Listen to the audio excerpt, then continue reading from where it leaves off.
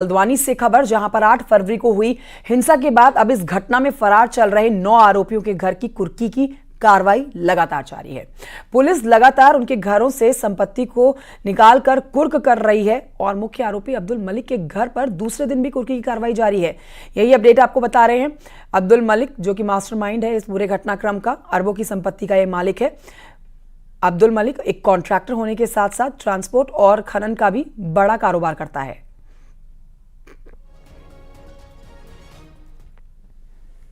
8 फरवरी को हल्द्वानी में हुई हिंसा का मास्टरमाइंड अब्दुल मलिक और उसके बेटे की संपत्ति की कुर्की जो है वो लगातार जारी है। और ये लाइन नंबर 8 में ऊपर देखिए, मैं आपको दिखाता हूं क्लोजली, ये अब्दुल्ला ब्रदर्स का ये पूरा का पूरा घर है और 1949 इसमें लिखा गया है। और इस तरफ आप देखें तो 1950 लिखा गया है, उर्दू में आप ऊपर देख सकते हैं, ये सब कुछ लिखा गया है। और ये पूरी की पूरी एक पुरानी बिल्डिंग है। और इस समय मैं सामने दिखाऊं तो आपको सामान की कुर्की किस तरीके से हो रही है। जो भी सामान इसके अंदर रखा हुआ है वो सब कुछ जो है वो निकाला जा रहा है। ये देखिए, ये जिम की मशीन होगी, निश्चित तौर पर जो अब्दुल मलिक है उनका बेटा इसका इस्तेमाल करता होगा। और ये सोफे हैं, एक एक करके जो भी सामान है, इवन जो खिड़कियां और दरवाजे भी हैं वो भी पुलिस निकाल के ले जा रही है। अगर मैं पूरी बिल्डिंग दिखाऊं तो ऊपर आपको खिड़की नहीं नजर आ रही है एक उस पे, क्योंकि इस खिड़की का पूरा फ्रेम भी जो है पुलिस ने निकाल लिया है। पुलिस की कुर्की का यही तरीका है कि संपत्ति जो भी संपत्ति मूवेबल है उस सबको पुलिस अपने साथ यहाँ से ले जा रही है। और दोनों ही, अब्दुल मलिक और उसका बेटा यहाँ रहता था, उसका परिवार यहाँ रहता था। और इस तरीके से जो पूरी की पूरी कुर्की है उसकी कार्रवाई की जा रही है। यही नहीं, जो अन्य 7 आरोपी फरार चल रहे हैं उनके घर की कुर्की भी होगी। शैलेंद्र नेगी, न्यूज़ 18 हल्द्वानी। तो हल्द्वानी के बनभूलपुरा में कर्फ्यू में आज राहत दी गई है। इसी पर आपको अपडेट दे देते हैं कि सुबह 6 बजे से शाम के 5 बजे तक कर्फ्यू में ढील दी गई है। लाइन नंबर किदवई नगर, गुफुर बस्ती में राहत रहेगी। साथ ही मलिक का बगीचा, इंदिरा नगर, शनि बाजार रोड में कर्फ्यू में ढील रहेगी। गोजाजाली, रेलवे बाजार, FCI में सुबह 6 बजे से रात के 8 बजे तक कर्फ्यू में छूट दी गई है। कर्फ्यू वाले इलाकों में मेडिकल स्टोर और जनरल स्टोर खोलने की अनुमति दे दी गई है। 8 फरवरी के बवाल के बाद बनभूलपुरा में कर्फ्यू लगाया गया था, जिसमें अब आज 8 दिन के बाद थोड़ी राहत दी गई है।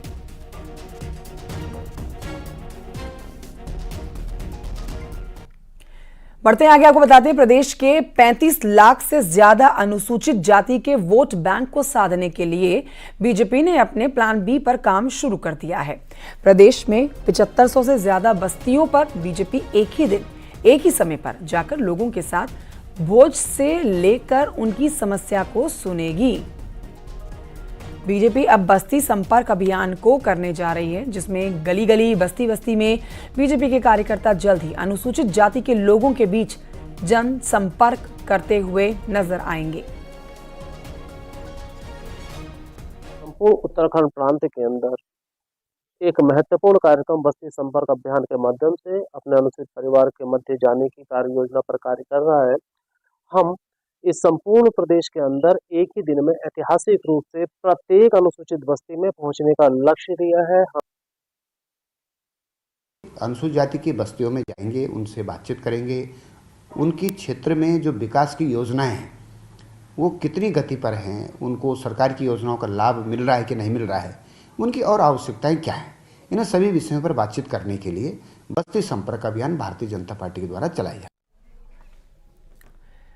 प्रदेश में उपनल कर्मचारियों की स्ट्राइक की वजह से स्वास्थ्य विभाग के कामों में भारी दिक्कत हो रही है। सबसे ज्यादा परेशानियां अस्पताल में आने वाले मरीजों को हो रही है और उनके परिजनों को हो रही है। हालांकि फैली अवस्था को ठीक करने की स्वास्थ्य विभाग पूरी कोशिश कर रहा है। अब दून मेडिकल कॉलेज समेत कोरोनेशन अस्पताल में हर काउंटर पर गार्ड लगा दिए गए हैं, ताकि लोग पर्ची कटने में हो रही देरी की वजह से हंगामा ना करें।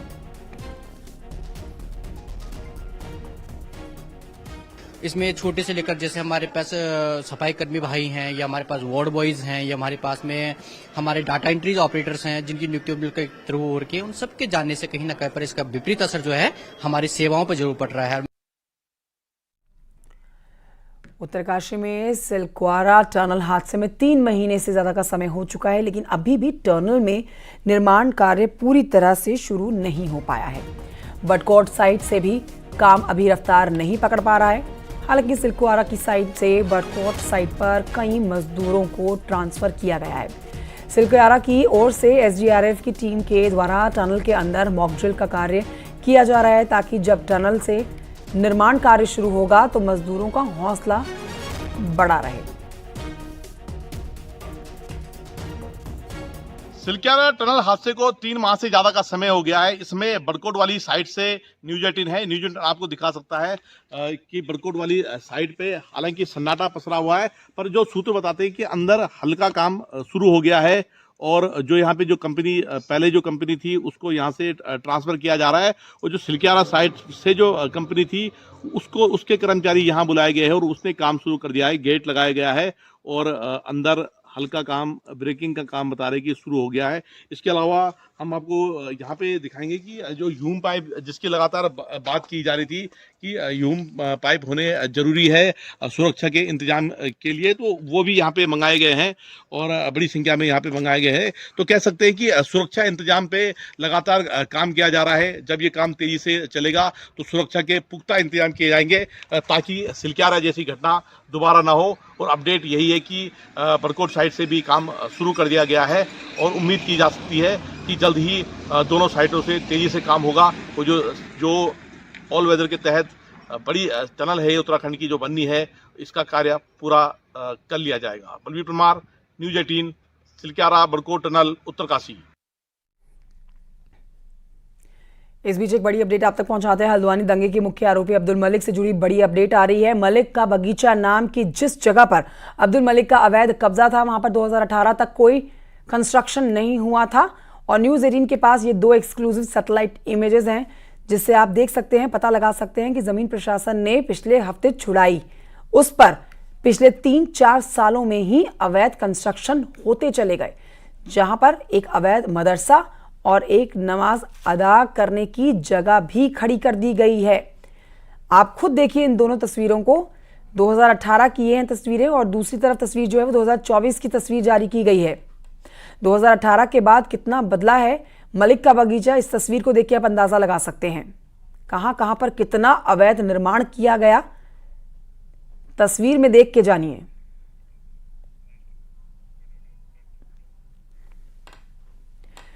उत्तरकाशी में मौरी के ग्राम सभा सिरगा में मकान में भीषण आग लग गई और बीती रात आग लगने से 2 परिवारों को बड़ा नुकसान हुआ। आग के दौरान की तस्वीरें आप देख रहे हैं। भीषण आग, सारा सामान जलकर राख। हालांकि इस घटना में कोई जनहानि नहीं हुई।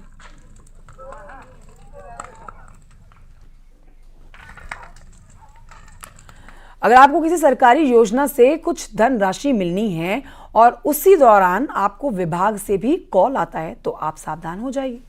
कहीं आप साइबर फ्रॉड के जाल में तो नहीं फंस रहे हैं। देखिए रिपोर्ट।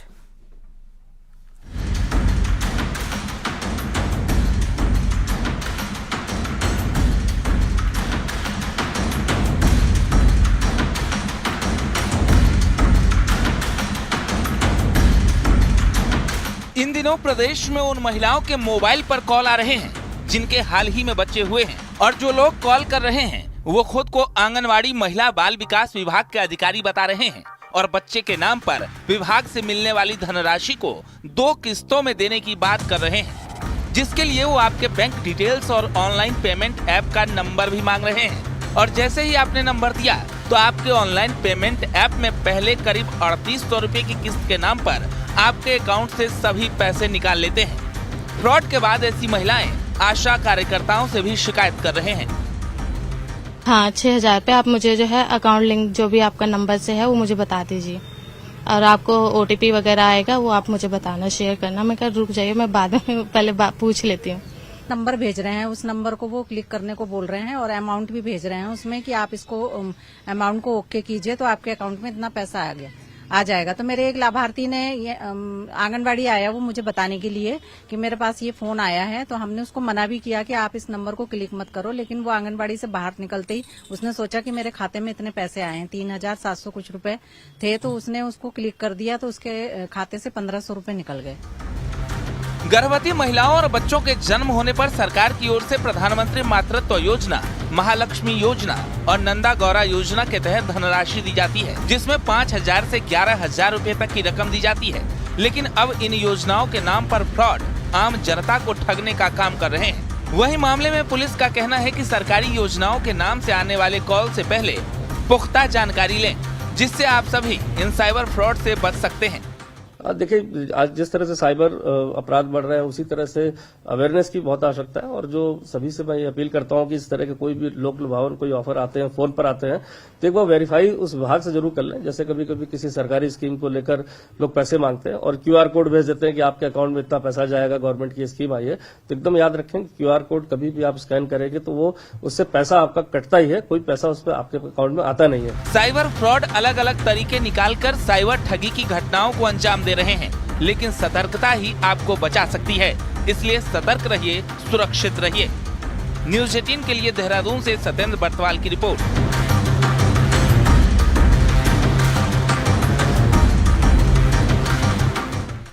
प्रदेश में रविवार से मौसम का मिजाज बदलने जा रहा है। 18 से 22 फरवरी तक के लिए मौसम विज्ञान केंद्र की तरफ से बारिश और बर्फबारी का पूर्वानुमान जताया गया है। 18 तारीख को प्रदेश के उत्तरकाशी, रुद्रप्रयाग, देहरादून, टिहरी में कहीं कहीं पर बारिश देखने को मिलेगी।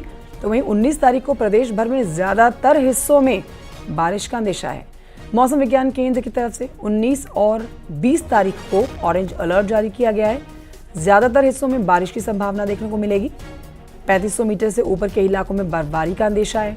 21 और 22 फरवरी के लिए मौसम विज्ञान केंद्र ने येलो अलर्ट जारी किया है। तारीख में जो उत्तराखंड के उत्तरकाशी, रुद्रप्रयाग, चमोली, पिथौरागढ़ या देहरादून जनपद है, यहाँ पर कुछ स्थानों पे हल्की से मध्यम वर्षा मिल सकती है। साथ ही गरज चमक के साथ जो है बारिश भी हो सकती है। उसके बाद 19 की बात करेंगे तो 19 और 20 में उत्तराखंड में अधिकांश स्थानों पे हल्की से मध्यम वर्षा मिलने वाली है। और जो 3500 मीटर या उससे अधिक ऊंचाई वाले क्षेत्र है, वहां पे बर्फबारी भी मिल सकती है। पहाड़ों में पिछले दिनों हुई बर्फबारी के बाद सैलानियों का तांता लगा हुआ है। विश्व प्रसिद्ध पर्यटक स्थल औली में लगातार पर्यटकों की संख्या बढ़ रही है। पर्यटक यहां पर बर्फीली वादियों का लुत्फ उठा रहे हैं, स्कीइंग का भी लुत्फ उठा रहे हैं। औली में बर्फबारी के बाद जो नज़ारा देखा जा रहा है वो बेहद खूबसूरत है। मौसम सुहाना होने के साथ ही औली की जो तस्वीरें हैं वो किस तरीके से खूबसूरत दिखाई दे रही हैं, हम आपको सीधे औली से दिखाते हैं।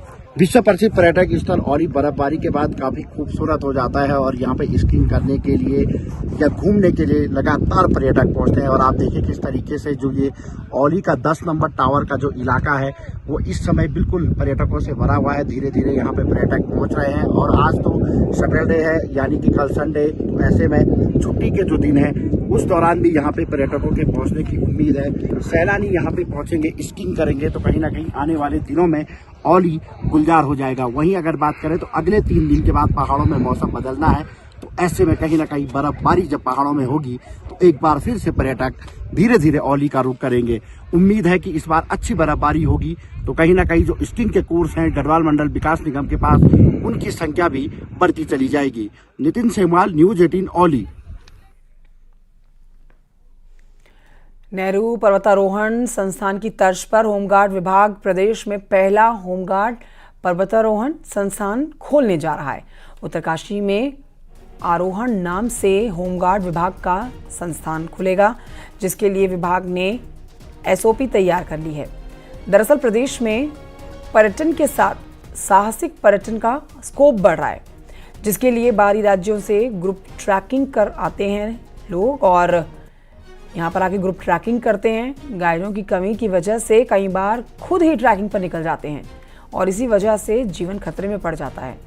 अब इन सब बातों को ध्यान में रखते हुए होमगार्ड विभाग होमगार्ड पर्वतारोहण संस्थान आरोहण शुरू करने जा रही है, जहां होमगार्ड जवानों को पर्वतारोहण का पूरा प्रशिक्षण दिया जाएगा।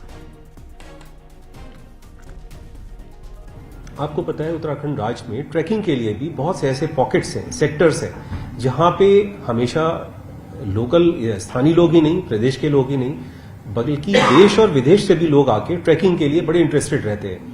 लेकिन कभी कभार गाइड और इन लोग के अभाव में वो लोग क्या करते हैं, अपने आप ही निकल जाते हैं। फिर वो खो जाते हैं और फिर स्थानीय शासन सबके लिए एक दिक्कत परेशानी का सबब बनता है। तो इसको भी हमने ध्यान में रखा है। एक छोटे से ब्रेक के लिए रुकना होगा, जल्द लौट रहे हैं।